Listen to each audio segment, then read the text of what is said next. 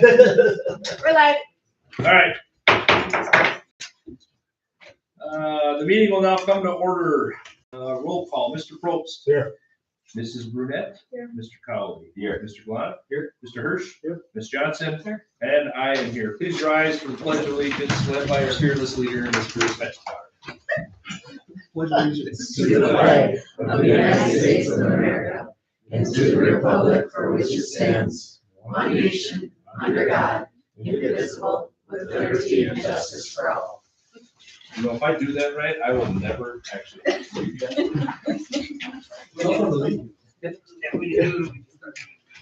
Yeah. We're gonna start singing. Item 2, the agenda was posted throughout the district according to school board policy, published as a legal ad in the Superior Telegram, and posted on the district webpage. A meeting notice was sent to the connection for publication. Item 3, looking for approval for the January 12th, 2026 agenda, open and executive sessions. For a motion and a second, please. I make a motion for the agenda for January. Second. Yeah. All those in favor, please say aye. Aye. Anybody opposed? Motion passes. The consent agenda. Item A, the December 8th, 2025 school board meeting minutes and the November 19th. November 19th? Is that right? Special meeting. The November 19th, 2025 special meeting minutes. Any questions or discussion on that? Or are we good there? I'd like to make a change to my spelling, the minutes of November 19th. Spell my name wrong. I get it there. You're not CHRE. Press it. All right. Gotta be right, you know, people are gonna be confused otherwise. Do you have that, Mrs.? I got it. Yep, got it. All right. Item B, the treasurer's report. Mr. Cowley. Okay, the general account on December 31st, 2025, there was a balance of $3,502,661.31 in cash and investments. Receipts since the 1st of January, not included in the December 31 balance, are $48,605.35. The disbursements from tonight's January 12th board meeting total $152,498.79. The flexible spending account on December 31st, 2025, there was a balance of $28,345.92, cash and investments. The health reimbursement account on December 31st, 2025, there was a balance of $2,436.17 in cash and investments. The debt service fund on December 31st, 2025, there was a balance of $675.26 in cash and investments. Detailed report on fund balance is included in the financial statements. Thank you, sir. Item C, payment of invoices. I trust that everybody took a peek at that. And if you had questions, you reached out to our business manager, Mr. Fetchbauer. I would like to say, and I should have asked you this 20 minutes ago when we were talking about this. We're always talking about money and how we never have enough. And we're going to talk about that a little bit later today. But how much, I certainly don't want to put anybody out, and I'm not looking for it right now, but maybe we can look at this for February. But is there a way to find out what we spend annually in subscriptions like we had talked about? I mean, there was that one for $16,000, and then there's another one for $2,200, and then there's another one for $4,000, and that seems to be a monthly thing. So when we talk regarding what we're going to talk about later, as far as budget and all this stuff, and how wonderful technology is, it's also extremely expensive, and I think it's some of those costs that I perhaps didn't think of previously, but now the more I ask you every month, what's this one for, or what's the annual subscription for this, and it's the annual subscription for that. We're talking some significant money. So yes, I don't have that off the top of my head, but we can certainly get that. Without, I mean, I don't want to put anybody out for, I don't. No, we actually have to, we're required to, as part of the audit, to track our annual subscriptions anyway, so. Oh, There you go. all right. Because ironically, it's not just us. It's all Well, that. it just seems, everything costs more money.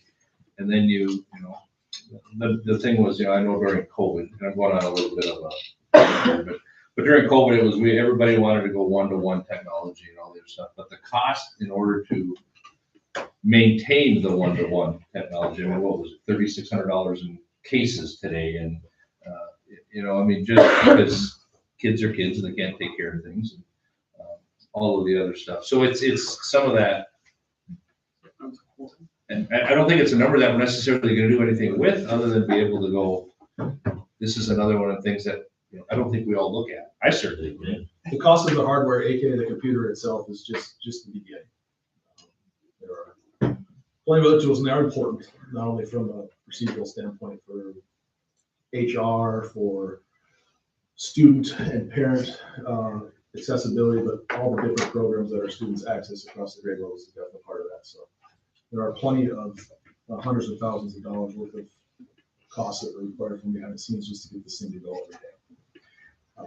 Because we don't pay them, we don't have opportunities to use them in our classrooms, we don't have the abilities to communicate with our parents as easily as what we can. And in terms of some of our parents, be able to look and see how their kids are doing in classes, doing all that stuff. So we're required to track it. It won't take us long to get that number.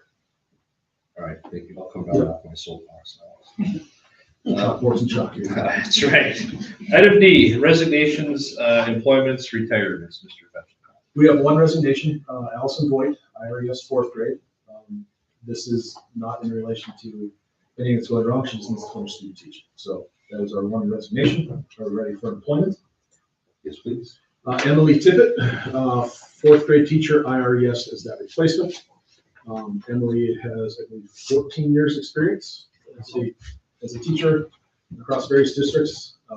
So she officially started, she did some shadowing last week, and today was probably her first official day, if I remember correctly. Yep, that's right. She took the helm today after spending some time with Allison last week. Had a nice transition, and she did a really nice job today. Our recommendation is to approve this resignation and this hire. And no internal transfers or retirements. Correct. All right, with all of that being said, I would like entertain a motion and a second to approve the consent agenda. Make a motion to approve the consent agenda. Okay. We have a motion and a second. All those in favor, please say aye. Aye. Anybody opposed? Motion passes. Thank you very much.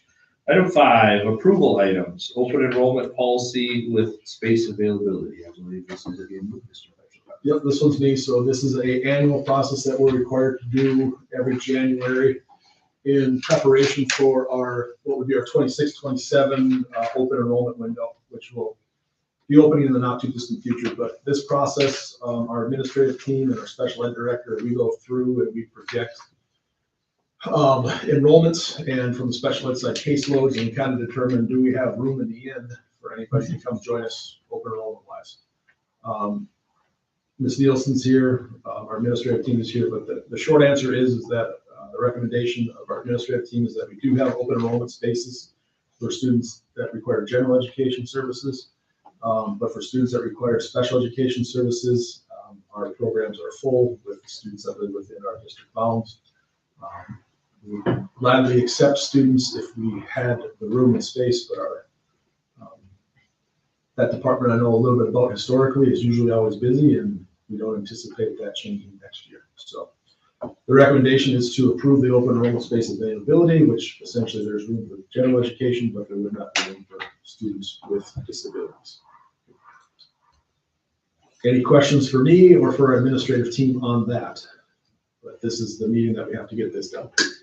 Is that time to be maxed out like that? Or I don't think we've ever, it's been years, probably 10, 12 years since we didn't have a lack of business in the special education world in our district. So, and every year we get plenty of applications, which probably speaks to our district as a whole and our special education department. Our requirements are to serve the students with disabilities that live within our bounds first, and then if there is space, we can open it up to students that live outside of our boundaries. That isn't the case. I feel like we talked about this last year, but what happens if somebody comes in and then their needs identified? You want to take that one, Ms. Nielsen? Sure. So we never deny an evaluation, even if they live outside of our district bounds. And then typically we I'm very open and honest about the process, and then we let them finish out the year if they so choose. And then they would have to, if they would like an IEP though, they would have to go to their home district and have that implemented. Same thing if we have a student that is on an IEP and then they move out of the district mid-year, that they would finish out the year here and have their special education services provided here. And then if they choose to leave, morally, I have a really hard time with this because, if the needs are there, I want to provide them, but like Cody said, we only have so many staff and we need to make sure that we're prioritizing the students that live here to provide them with the services they need. So if I understand that correctly, if an open enrolled student comes in and in December of the year, there is need for a potential intervention, IEP of some sort, you'll go through that process, right? Because you just said that we would do that. But if services are needed, are we not providing those services? Or will we provide those services for the remainder of the year and then they have to go back to their home district? Yeah, thank you for asking. I'll clarify that because I probably wasn't clear, but yes, we'll do the evaluation. But if they qualify for services, in order to have that IEP implemented, then they would need to go to their home district. Okay. To receive those services. And we've done that before where we know a student, the parents have moved, purchased a home somewhere else. We've evaluated, identified what potential IEP would look like. And, it's a tough decision for families. Some families have chosen to, implement the IEP in the home district. Some have chosen to not, and then stay for the remainder of the year and then, make a decision over the summer as if they're gonna start in a new school or not. Okay. It doesn't happen that often. I don't know if it did when Cody was in this seat. It happens, but yeah, it's not a not large super number. It's common. one hand, maybe two. Yeah. That would happen in a given year. I have a question too. So I'm trying to understand the assessment and how we came up with this. And my question is in the report that you provided this month, it says we had a total of 12 students move into our district and then we exited 16. Oh, sure. So I'm trying to understand, it seems like this is very dynamic, okay? And, Yeah. and the numbers are always moving a little bit, right? Give and take. Yep. So how does that all play into our provided, assessment for next year of Mhm. 0? Right, so what you're referring to there I try to provide you guys with that monthly, how many students year to date have moved into our district with IEPs and how many have exited either because families have moved away or, we've reevaluated them and they no longer meet criteria for Right. services. So, projecting into the future for next year on the other report that I submitted with the 0 space availability. Yeah. It's, I'm kind of going off of the fact that, this is year 4 for me and we've pretty much had, consistent numbers in our department. That's what I'm projecting. I mean, obviously I can't say for sure those are the numbers that are going to be on everyone's caseloads for next year, but it's kind of ballpark where they're going to be based on, qualifications and students that have exited. Okay, yeah. And I think the important point on that, if a student moves into our district that comes from District A, moves into our district, has an IEP, we're required to implement that IEP whether we have space or not. They are our resident now. We live within our That's district good point. So. Yeah. That is the case for every school district across the state. Obviously, we follow that practice that if a student moves into Lincoln Bagaman and they have an IEP, we will implement Yeah, that. thank you for that clarification. Any other questions? With that discussion, I'm going to make a motion to approve. I think we have to make a motion to approve probably that we do, well, either as it's written or that we do not take any open enrollment. Especially if there's no space for, or doesn't matter. No, I mean, you can make basically there's room for general education students, but special education is full. So if you want to make the motion along those lines, it doesn't need to be too technically worded because the documents are in front of you, but that's what we fall back on in this process. So it is an inexact science sometimes because we're looking, 6-8 months down the road, but we're required to do it at this point in time because of the open enrollment windows and when that starts. There you go. So make the motion. Okay, Please. so the motion is that the special education department does not have any spaces for open enrollment, but we do have spaces for general enrollment. I'll take a second. Second. Vince? All those in favor, please say aye. Aye. Anybody opposed? Motion passes. And just to be clear, that's just for the 26-27 school year. This is an annual thing. We do it annually every time. Uh, If the space is open, especially, we'd gladly look to open it up. Item 6, administrative reports.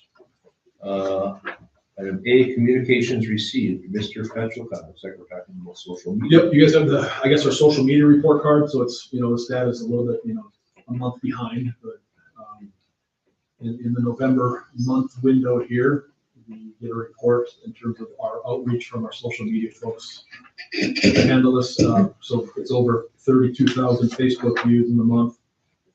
We've got over almost 4,400 Facebook followers and roughly 1,150 Instagram followers. So we always try to use social media as a tool for good, share the positive things that are happening in the district as best as we can. So just an annual report that there is a return on investment. It is a tool that we try to use to get words out on all the good things that are happening in our buildings every day. Any questions regarding any of that, folks? All right. Item B, verification of candidates in drawing of ballot order.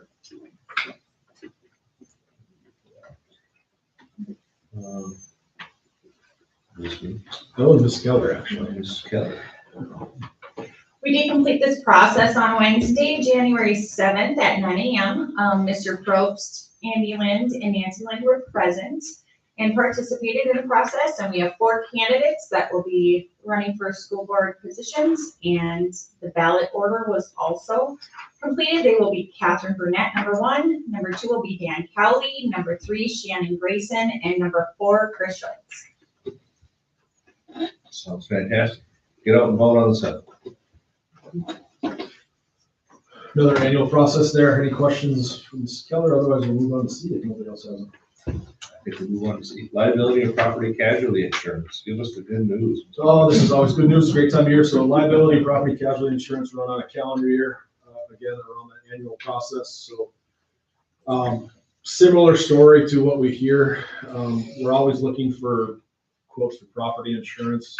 We're having a rough time finding any other insurance company that actually will provide us a quote.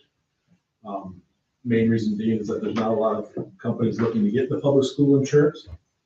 And the fact that we're a rural building takes a lot of the insurance companies off the table. So Chubb Insurance is their current carrier. Of course, they continue to increase the blanket coverage of all of our buildings because the cost to replace the buildings continue to rise.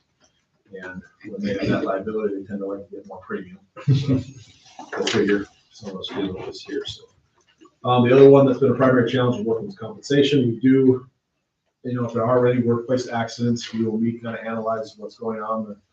The big issues that have happened are more just parts of doing business, student-related things, not necessarily a lack of proactive planning to try to avoid workplace injuries. All in all, there's an increase of $49,571 from last year's total. So that includes all of the different liability insurances that we have to carry as part of the school district: general liability, cyber, auto, property, workman's comp. Total premium insurance is just over $398,000. It's just a report because many of these insurances were required to carry for all the reasons that we know. Moving forward, we always continue every year to annually see what we can do to try to bring this cost down, which fortunately it continues to rise, at least with working her. Did we, have to make claims last year against either of these? There were some workers' comp claims, no property claims, some minor auto things, buses do tend to connect with the deer every once in a while. That'd be the main one that we see. Yeah, nothing on the property end of things, but caused that increase is they had to raise the blanket minimum to what they cover our buildings, so. That's just under $100 million now, is what the property insurance requires us to carry. Which I would say if the tornado came through here and wiped all 4 of our buildings off the face of the earth, we're gonna have a rough time replacing the floor for $100 million. We try to find a middle ground on that as best as we possibly can. Every school district does this, every business does this. Try to mitigate risk as best as you possibly can, but also, these are dollars that don't go directly to the classroom, but are part of doing business. Any questions I can answer on that? Thank you for that. Fantastic. My favorite one. Item D, maintenance reports, available, I assume you looked at that. Anybody have anything they want to talk about, anything you want to highlight, Mr. Petricott? Oh, no, I mean, we're in the snow and ice removal end of things. The January month has been seasonably warm. Today would be one of those months, so that's great on the heating side of things, but we do get in the melt and thaw phase of stuff, so our custodial staff do a great job of trying to stay on top of that as best as we possibly can. Other stuff is just kind of general maintenance, things that we do over the course of the year, nothing huge. We still continue to work on the water heater here to get that going. We did have a frozen pipe issue over that really cold snap in December, if you remember. That's thankfully all been repaired. We had some sinks in a kitchen area, and then a bathroom that's attached to it that had gotten cold. And we avoided a major issue, thankfully, because our custodial staff do weekend bills and checks. So we're thankful for that. The other big one too, and this does take a team, I want to give our custodial staff kudos. We had our concert series at the elementary level, is the best way to call it, and it's a great show in both buildings. That doesn't just mean it's the Northwestern custodial staff and the Iron River custodial staff. Our middle school custodial staff is involved, chairs, high school staff is involved, getting things like risers and all the fun stuff that you see. So it does take a group. Our head custodians do an awesome job with that, so I just want to give them kudos and thank them for the behind the scenes work on getting the stage set up for our kids to do all that we do, which is the special part of, in my opinion, what we do here at Northwestern. So, any questions on the maintenance report? Awesome. Thank you, sir. Item E, donations. Again, Mr. There you go. Donations. So the Popular Volunteer Fire Department and Dorothy Bergstein, they donated a series of lots of different things, winter related, hat, glove sets, gloves, hats, snow boots to NES. We are definitely in that phase of things where the borrowing closet gets used quite a bit, so we probably have no lack of need there. Gary and Laurel LaJoy, they donated 3 $300 gift cards to NES and IRES for families in need. Marianne Amir donated 3 new blankets to students to use at NES. Jennifer Phelps donated 5 new sleds for the NES 5th grade. Sue Cody and Whispering Pines Church donated $200 in gift cards, $560 in cash, and 4 boxes of food for families who are in need. Scott and Colleen Ruman donated boxes of food to supplement our backpack program at Northwestern Elementary School. Karen Amundsen donated assorted suits and gently used clothes for Iron River. Courtney Mashlin donated gloves and gently used snow pants for Iron River. And Dan Renfro donated hat and mittens for NES. And then Stephen Gatter donated $3,000 to the football activity account. So we certainly appreciate all our donors and are thankful to recognize them, help us do what we do every day. Is that his paycheck? What's that? That $3,000. Oh, that's actually his father. That's his dad. Yes. What is his name? Connor. Connor. I totally screwed that up. I saw that one. I know he's a football coach. Sorry about that. Thank you all for Talk to them, those. see if they'll do that for us. Yeah, right. That is a lot of donations, and it's nice to see that the community steps forward and helps where they can. I don't think overstepping the cars back there too. They get used every day. All right, item F, the WASB correspondence and legislative report, Mrs. Brunette. All right, so your January update. The Wisconsin Assembly meets January 13th and will be reviewing many bills. 3 bills surrounding school bus safety have been noticed for floor action, as well as a bill to require school boards to adopt cardiac emergency response plans for cardiac emergencies on school grounds and at school athletic events. President Trump has reauthorized the Secure Rural Schools program for fiscal year 26. And provides back payments for fiscal years 24 and 25. The program was not reauthorized following fiscal year 2023. The Secure Rural Schools program is within the U.S. Forest Service to provide critical funding to more than 4,100 rural school districts and 700 counties nationwide with large national forests within their boundaries. Really curious if we get any of that money. I'd have to look. If we do, it's a small amount. Yes. All right, and then the Assembly Committee on Criminal Justice and Public Safety had a public hearing on January 6th in the Capitol on AB-677, which would create a crime of grooming a child. On January 7th, the Senate Committee on University and Technical Colleges hit the road and held a hearing in Pewaukee at Waukesha County Technical College that featured bills that update the state's dual enrollment program regulations and structure for the high school college dual enrollment program. And then they also alter the state's minority teacher loan program to apply broadly to all disadvantaged candidates. So what's happening in our legislation? Can you elaborate on the create a crime of grooming a child? Yes, it was related to the sexual exploitation of children and how adults can groom them with different conversation topics. Yes, so they're looking to make that a crime. Grooming. Yeah. And the other thing is obviously. Right. I read something about, some legislation that was, gonna require every elementary grade to have like 1 hour a day of recess. Does anybody? I saw that. I saw that too. Where did I see it? It was, I did see something about it in I just wondered how the. serious- Yeah. Just wondered how serious that was, or if that was. And the regulators from the legislators. I don't think it's, hit the like final bill Yeah. state, like I think it's been in debate in one, either assembly. But when I read it, I mean, they had some pretty compelling Yeah. reasons why kids Short should answer to have. that, I've never heard anything official. Yes, there is legislation floating out there. There's lots of legislation Oh, sure. related to education, but these are the things that have Yep. kind of made it through groups to actually be real up for chance. discussion. Yes. I think the dual enrollment program, regulations and structure will reform some of our college and the schools kinds of stuff for our high school students. Thank you for that report. Item G, the CISA 12 report, Mr. Probst. Yes, we met on December 16th.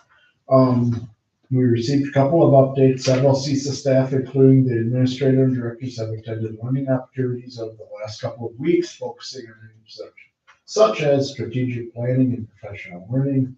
CISA 12 presented 3 different sessions at the National AESA conference in Colorado Springs. Sarah Nelson presented on CISA University, specifically professional learning for Wisconsin CISAs.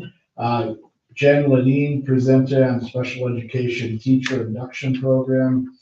And Amanda Popovich presented with the WIS Explore team.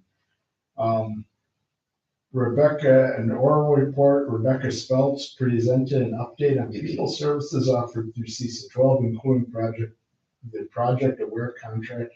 This is a 5-year grant through DPI that provides support to districts in their building their mental health support systems, currently in year 3.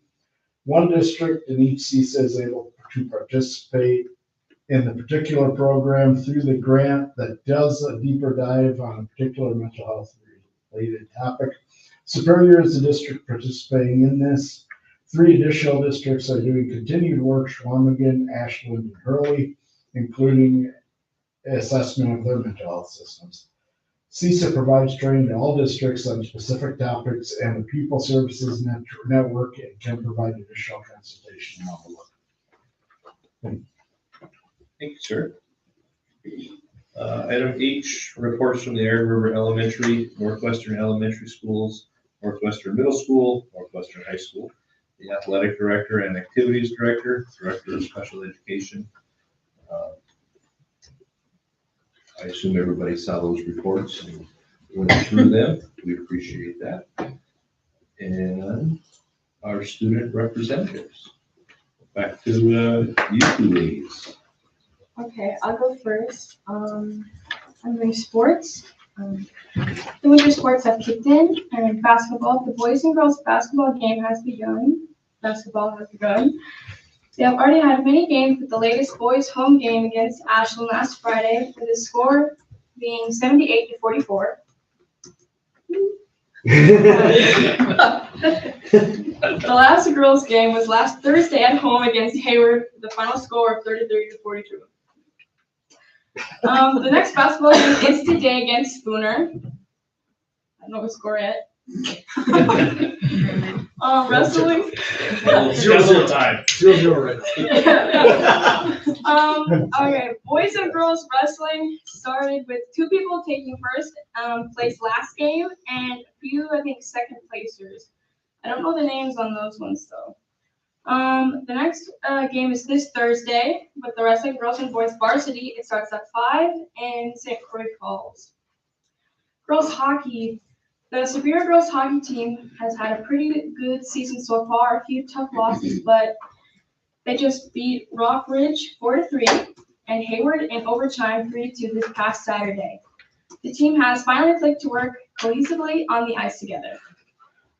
Dance has had practice nonstop with the dance competition that was in Cameron this past weekend, and Pop placed second while Jazz placed first. Tara Kreuzer placed second in her solo, and Isabel Staria placed third in hers.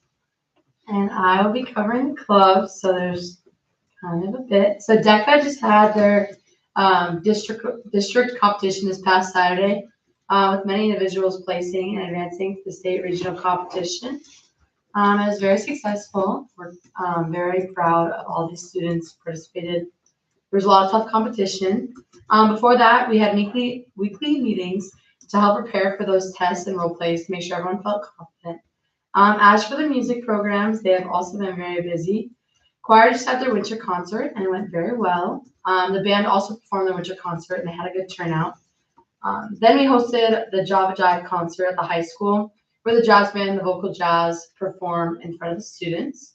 It was very well received by the student body.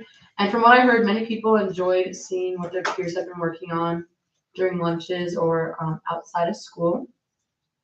And then the small groups, the small group choirs went and visited the elementary schools and the middle schools before break to showcase what they've been working on and just sing Christmas carols to bring some Christmas spirit. Another theme in music program is that musical has begun and we're going full speed.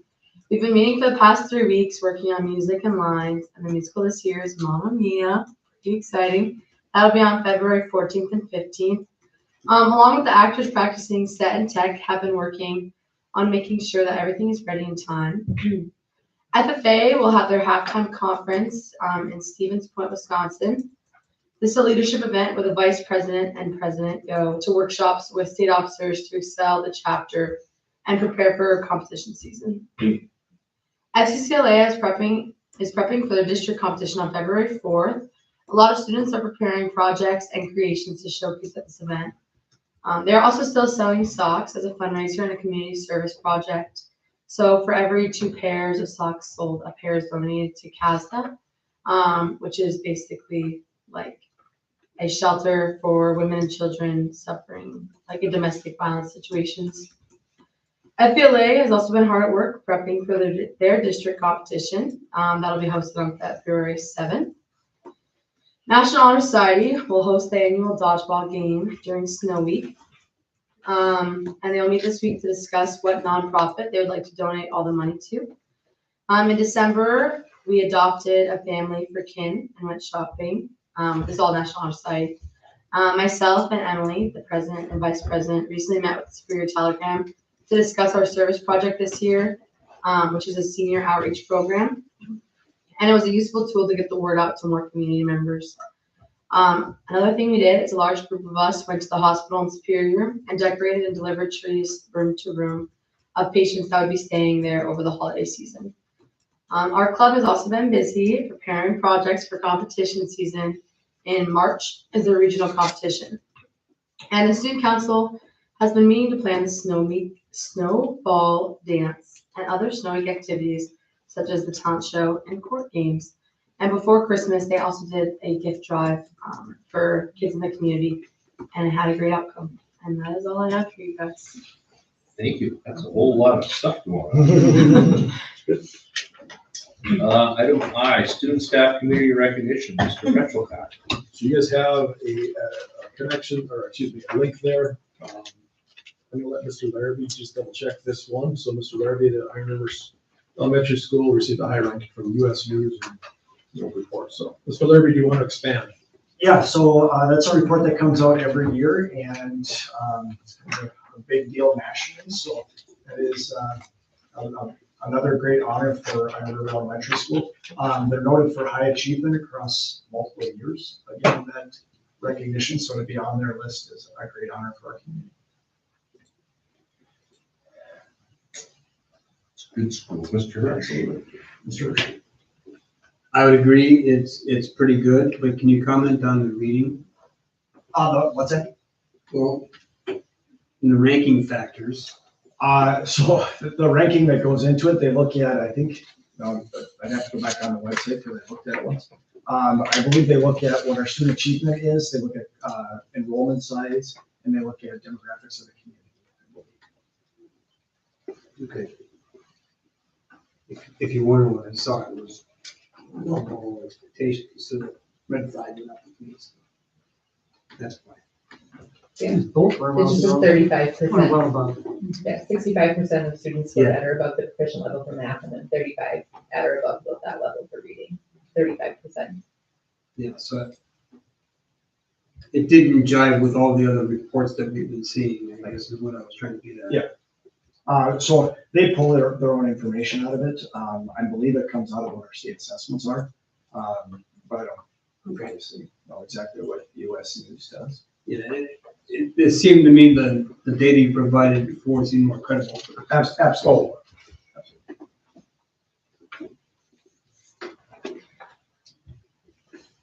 And good. This is a quick one for me. Item 7, comments from the audience. Now that we have concluded the business of the board, we will end the live stream. But before we do that,